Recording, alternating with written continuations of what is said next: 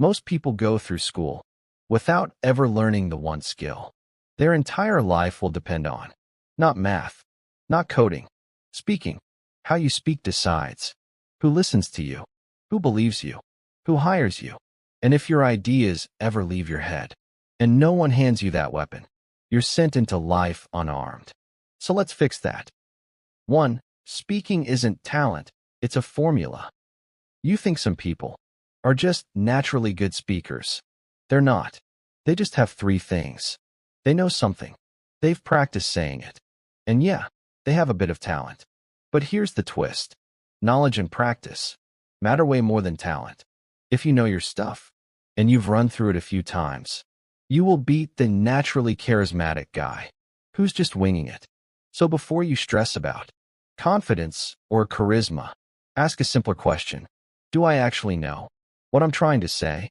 If the answer is no, your mouth is not the problem. Your thinking is. 2. Never start with a joke. Start with a promise. When you start speaking, most people are half distracted. They're still waking up, still scrolling, still deciding if you're worth listening to. This is why opening with a random joke usually dies. Nobody is fully on you yet. Instead, start with a promise. Tell them in 1 or 2 sentences. Example, here's what you'll walk away with if you give me the next few minutes. That's a promise. Now they have a reason to stay. Before you tell a story, before you dump information, answer the selfish question in their head. What do I get from listening to you? 3. People drift. Your job is to pull them back. No matter how good you are, people's attention will fog out. They'll miss a sentence. They'll get lost in a thought. They'll zone out for 10 seconds. Good speakers expect this, so they build hooks into the talk to pull people back on the bus. You do that with things like signposts. Here's the first thing. Second, this is what everyone gets wrong. Verbal punctuation. Little moments that sound like checkpoints. So here's the point. This is where it gets important. Questions. How many times have you?